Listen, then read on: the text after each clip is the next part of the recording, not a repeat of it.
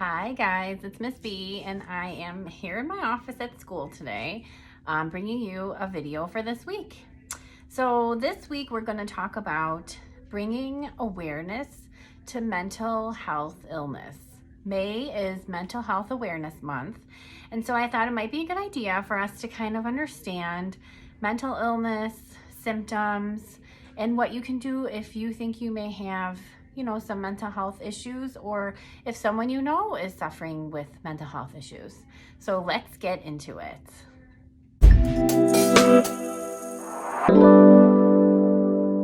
So many of us focus on our physical health. We try to eat healthy, we try to exercise, we try to take care of our bodies each day. And this is a great way to live. But what about our mental health? So a recent study showed that about 9% of young adults between the ages of 18 to 25 do suffer from a serious mental illness. And some go untreated. And, these illnesses can cause, different feelings: anxiety, anger, depression, withdrawal, and, maybe not connecting with people on a level that you would want to. So let's get into some of these mental illnesses, because living with a mental health disorder can really be challenging. So the types of mental health illness, the first one that we're going to talk about is panic disorder. So this is a disorder that causes you to feel really nervous and really scared and afraid. And it can just happen out of nowhere. It doesn't even have to be anything going on in your life that can cause this to happen. You can feel your heart racing. You can feel your body go into sweats. And really, you have nothing to be worried about. This is just your body making you feel panic, but for no reason at all. And sometimes it can happen a couple times a week. It can happen every day. It can happen multiple times a day if left untreated. So that's panic disorder. The second one we're going to cover is social anxiety disorder. Now, this happens when you are being around a group of people and you're starting to feel really nervous. But social anxiety disorder can also cause people to avoid groups altogether because they can't handle the nervousness that they feel when they're around a lot of people. And sometimes it can cause you to feel like people will judge you, judge your appearance or judge your clothes or just judge your personality. And you can feel really embarrassed around other people. And so that's social anxiety disorder. The next one we're going to cover, number 3, is bipolar disorder. So this is also sometimes called manic depressive disorder. And it causes you to have really big shifts in your mood. So you can go from really happy and joyful and excited to really angry, really sad, or really anxious, and it can happen so quickly. And this can make it difficult to do daily tasks. You just never know when this mood swing is going to happen to you. So that is bipolar disorder, or sometimes called manic depressive disorder. The fourth one we're going to cover today is PTSD. Now, PTSD stands for post-traumatic stress disorder.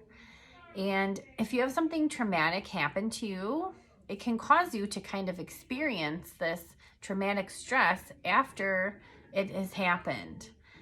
It can cause you to just kind of keep remembering the traumatic experience over and over again. Sometimes there's a trigger, that happens in your life where it brings all these feelings back to you again. It can make you feel very stressed if you're having constant negative thoughts, and it can cause problems in your relationship with others. So that is post-traumatic stress disorder, or PTSD. The fifth one we're going to cover is depression. There are times when you feel sad, but when it happens all the time, you might have depression. You might feel like nothing in your life makes you happy. You might cry for no reason. You might just withdraw from people, or just, not want to be around people just because you don't have that joy of being with others. And you can just be spending a lot of time alone, and you can stop caring about yourself or caring about others. So that would be like a pretty serious depression. And the last one we're going to cover is anxiety. So sometimes you get nervous when you're taking a big test, or if you're going on a job interview, or maybe it's like your first day on the job. You can kind of have those butterflies in your stomach, or you can kind of just feel nervous. But when it happens all of the time and you're feeling nervous like all of the time, then you could really have anxiety. It can cause you to breathe heavy. It can cause you to not like to breathe shallow quickly. It can make you feel weak. It can make your hands shake. It can give you trouble sleeping. It can just cause that like surge of nervousness in your body that won't go away. So that is anxiety. Now let's go over some signs that your friend may be struggling with their feelings. You know your friends pretty well. You know yourself pretty well. You know your family pretty well. So if you're acting differently, or if someone that you know is acting differently, this is something that you would pick up on.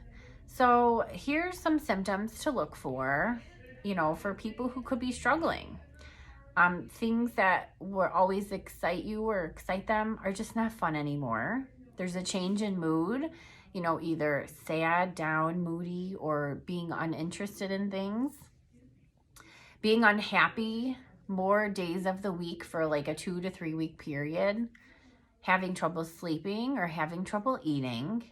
Having trouble concentrating on things that you need to do, or even having trouble doing your daily activities at home, like brushing your teeth or making your bed or even making a meal. And just that overall feeling of worthlessness and not being good enough. So those are some symptoms to watch for. Now, if you or a loved one need help, you think maybe one of these things could be similar to how you are feeling, here are some things that you guys can do. Talk to a trusted adult. This is the number one recommendation is talk to someone that you trust and that would understand what you're saying and give you some good feedback. They can listen to your struggles. They can give you suggestions on next steps that you can take and just kind of help guide you to what you need to do. So talking to a trusted adult. You can also talk to your friends and let them know how you're feeling. They'll understand why you're acting differently then. If you are acting differently, maybe you don't even realize it.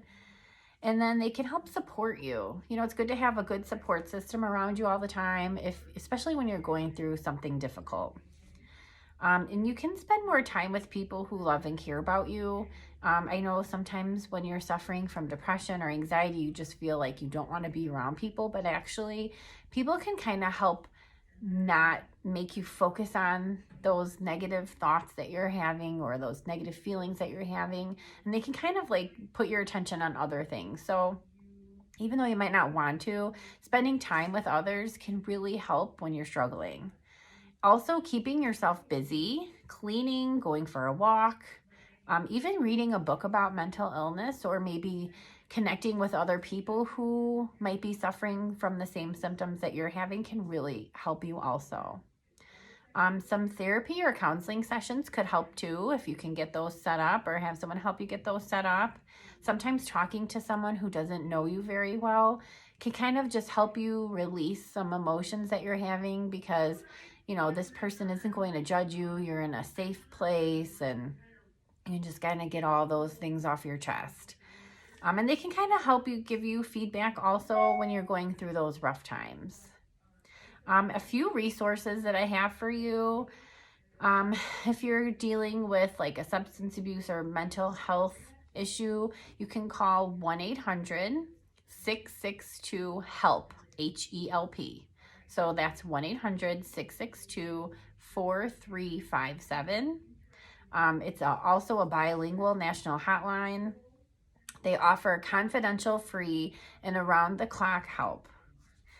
You can also text TEEN, T-E-E-N, to 839-863 from 6 p.m. to 10 p.m., and that will connect you with a trained teen volunteer who can help kind of talk with you or, give you some suggestions on maybe what you're going through. You can also call 1-800-TLC teen, TEEN. That could help you also. And finally, if you go to activeminds.org for information on getting help on how to support a friend who's struggling. So that could be an option if it's not you going through something, but someone that is. So let's put this all together. So we know mental illness can cause many different symptoms, and it can be very challenging to live with. But when you start to understand the illness and you get help and you help your friends and you help your family and other people, then you realize it doesn't have to be a struggle. And there's so many people who struggle from mental illness that you might not even realize. So definitely understand that you're not alone and they're not alone. So let's take some time to focus on the healing value of connecting with others in safe ways, and just maintaining like a good group of friends and, loved ones that care about you and can help you. And prioritize your mental health. Make you a priority. If you feel like you need a day where you're just doing nice things for yourself, do that. Or if your friend is down, help them. Help them bring their mental health up in a positive way. And, realize also that sometimes it's okay to not be okay. Like sometimes we just are going through something that maybe other people might not understand as well, or maybe we don't even understand. It's okay to not feel okay every single day. It's also important to do something for yourself every single day if you suffer from a mental illness, or do nice things for other people who suffer, just because it just is like a mood booster. It makes you feel better. Also, push yourself and loved ones to do things even if they don't feel like it or you don't feel like it, because this can bring some joy in your life. So that's it. I hope that it will help kind of open your eyes on mental illness. Mental health awareness is important. Living with a mental health disorder can really be challenging, but if we kind of follow along with these things, we help other people, we help ourselves, we communicate our feelings and just let people know what's going on, we can really get through this. We can do this all together and help each other and help ourselves too. So I hope that this sheds light on May's Mental Health Awareness Month for you. I hope that you really got something beneficial out of this. And always, if you have questions, please feel free to reach out to me. I'm always here to answer them. But that's all I have for this week. Don't forget to like and subscribe. I am so thankful that you watch my videos, and I really hope that I'm helping to guide you in learning different things about different topics. So that's it. Have a great week. Bye.